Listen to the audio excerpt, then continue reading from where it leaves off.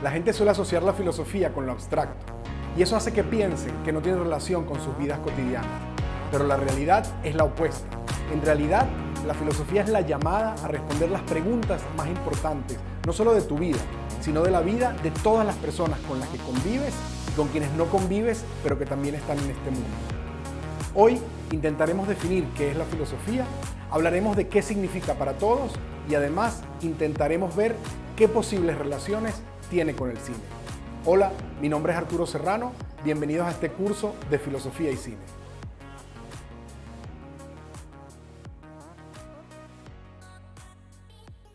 Si queremos hablar de la filosofía, tal vez lo mejor es empezar por el comienzo y definirla. Definirla es complicado, porque para definirla hay que hacerla, hay que vivirla. De hecho, Gilles Deleuze, el filósofo francés, llegó a decir que la filosofía y su definición llegan de último, que el último acto de un filósofo es definir a la filosofía, y dice literalmente que la filosofía se define a medianoche, cuando no queda nada más por preguntar. Pero no nos podemos dar ese lujo, no nos podemos sentar a hacer filosofía durante 20 años para dentro de 20 años dar un concepto para poder hacer filosofía y cine, así que vamos a intentar definirla. Para hacerlo, para que no se nos haga tan complicado, lo vamos a hacer desde 3 puntos de vista distintos. El primer punto de vista es el origen etimológico de la palabra filosofía. El segundo punto de vista es ir a los primeros filósofos y preguntarnos qué es eso que hacían los primeros filósofos para ser llamados filósofos, qué es esa cosa que los convirtió en filósofos. Y finalmente vamos a intentar hablar un poquito de la filosofía hoy en día, cómo la podríamos definir hoy en día. Comencemos por el principio, el origen etimológico de la palabra. La palabra filosofía viene del griego, puesto que en Grecia fue donde la filosofía comenzó. Filosofía viene de philos, que quiere decir amigo, amante, y sofía, que quiere decir sabiduría. Así tenemos que la filosofía será el amor a la sabiduría y el filósofo será el amante de la sabiduría. Y así ya podemos más o menos imaginarnos qué tipo de persona es el filósofo y qué tipo de disciplina es la filosofía. El filósofo es alguien a quien le gusta el conocimiento. Ahora bien, ¿cualquier conocimiento? No cualquier conocimiento. El filósofo se quiere ocupar del conocimiento exacto. El filósofo se ocupa de la verdad. Él quiere llevar todas las investigaciones hasta sus últimas consecuencias para saber cuál es la verdad. La metáfora que tradicionalmente se utiliza para definir al filósofo es la del niño preguntón, el niño curioso, porque la curiosidad es el comienzo de absolutamente todo. Ese es el filósofo, el que tiene amor por la sabiduría, amor por conocer, y cada fenómeno que encuentra en su vida va a terminar con una pregunta. Y esa pregunta será, ¿por qué?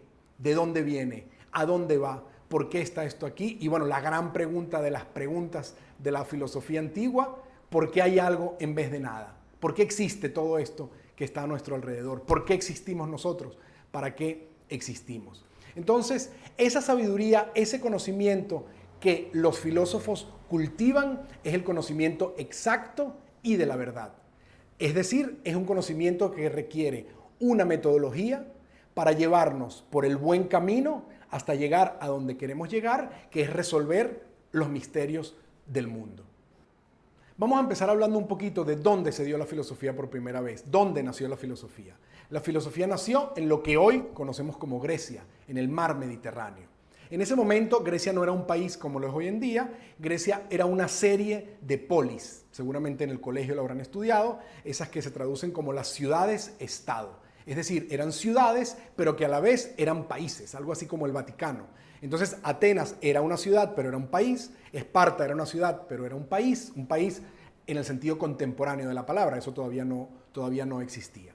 En este lugar se dio una cosa maravillosa, se dio prosperidad económica, se dio libertad política y social, se dio una sociedad en los contextos en los que vivía el mundo medianamente igualitaria, y sobre todas las cosas se dio una sociedad donde la gente se atrevía a hablar y a decir las cosas. Eso hizo que inmediatamente surgiera un grupo de personas que empezaron a ver el mundo a su alrededor y empezaron a estar descontentos con las respuestas que le daba el mundo a esas preguntas. ¿Por qué tiembla la tierra? ¿De dónde viene el mundo? Y que son preguntas que siempre tienen una respuesta muy lejos de Atenas, por allá en el Monte Olimpo, donde estaban los dioses. Los primeros filósofos van a empezar a alejarse de los dioses, nos van a empezar a liberar de los dioses, van a empezar a darnos respuestas que no tienen nada que ver ni con el amor, ni con el odio, ni con el humor de un señor que está por allá en el Monte Olimpo, sino que empieza a dar explicaciones del mundo utilizando el mundo. Ahora bien, ¿qué buscaban estos primeros filósofos? ¿Por qué son filósofos? Eso que ellos buscaban es lo que se llama el primer principio, que en griego se llama argé. La argé, ese primer principio, lo buscarán casi todos los filósofos griegos. Casi todos se van a hacer la pregunta de dónde viene todo y hacia dónde va todo. Esa es la gran pregunta de la antigüedad griega. Es la pregunta, como diría Heidegger, un filósofo alemán, la pregunta que pregunta por el ser. Y estas respuestas son muy interesantes. Pudiéramos preguntarnos, ¿quién es el primer filósofo de todos? Esto es una pregunta muy complicada. Aristóteles, que es como el primero que hace una historia de la filosofía, nos va a decir que es Tales de Mileto, y a partir de ahí siempre hemos identificado a Tales, pero hay otras tradiciones que lo llevan muchísimo más allá y van a Hesíodo e inclusive más atrás a Homero. ¿En qué sentido? Bueno, estos libros, esta literatura, no solamente es contar un cuento, es expresar unos valores de una sociedad, expresar un bueno y un malo, expresar qué es el destino, cómo funciona, qué le pasa a los hombres buenos, qué le pasa a los hombres malos, y en cierta manera es un teorizar el mundo y la vida, aunque no es completamente satisfactorio para los estándares que tenemos hoy en día. Para eso tuvo que llegar efectivamente Tales de Mileto, estamos hablando del siglo 6-7 a.C., que, como les digo, tradicionalmente es considerado el primer filósofo. Tal vez les suene un poquito porque él desarrolló un teorema que se estudia todavía en matemáticas, que se llama el teorema de Tales. También predijo un eclipse solar, también predijo que iba a haber una muy buena cosecha de aceitunas, con lo cual se hizo millonario. Así que bueno, es un personaje muy interesante. ¿Qué fue lo que dijo Tales? Vamos a ver uno o dos filósofos de estos, simplemente para hacernos una idea. Tales vivía en Mileto, que es una colonia griega. Es una colonia que está frente al mar. Al preguntarse Tales de dónde viene todo, a dónde va todo, la argé, ¿cuál es la única respuesta que puede tener? La que tiene delante, el mar, el agua. Y Tales dirá que todo viene, todo va y el agua es el principio de todas las cosas. Una cosa interesante, es un principio físico. Todavía no es un filósofo que se separa de lo que tiene delante. Más adelante vendrá Anaximandro. Anaximandro avanza un poquito, porque ya no va a escoger algo meramente físico que tiene delante. Él va a inventar algo físico, que se llama el apeiron, que es como una gran masa que no tiene forma, de la cual todos salimos y en la cual todos vamos a terminar. Luego vendrán Anaxímenes, todos estos tres son del mismo pueblo, de Mileto, y Anaxímenes dirá que el principio de todas las cosas es el aire. De nuevo, como Tales, identifica un principio físico. Más adelante vendrá Heráclito, un filósofo importantísimo para nosotros. ¿Por qué? ¿Qué tiene Heráclito? Heráclito dirá que el principio de todas las cosas, y fíjense cómo empezamos ya a buscar principios abstractos, él dirá que el principio de todas las cosas es el movimiento, es lo dinámico. Heráclito fue el que dijo, nunca te bañarás 2 veces en el mismo río. Por eso, porque nunca es el mismo río, está en constante movimiento. Movimiento que no solamente es un dato de la naturaleza, movimiento que es origen de la naturaleza, que es origen de todo lo que estamos viendo. Luego vendrá, por supuesto para el cine esto es importantísimo, Heráclito será el inspirador de Hegel, quien luego será el inspirador de Marx, quienes luego será el inspirador de la revolución bolchevique, quienes luego le darán vida a eso que llamamos el cine soviético. Así que casi podemos hacer una línea que va de Heráclito hasta el cine soviético. Eso es muy interesante. Y finalmente llegamos a Parménides, que es uno de los filósofos griegos más importantes. ¿Qué dirá Parménides? Parménides dirá que todas las cosas, todo eso que vemos, todas esas variedades, en el fondo son un engaño de nuestros sentidos. En el fondo, todo lo que estamos viendo es la misma cosa, es lo opuesto de Heráclito. Heráclito creía que nunca éramos lo mismo.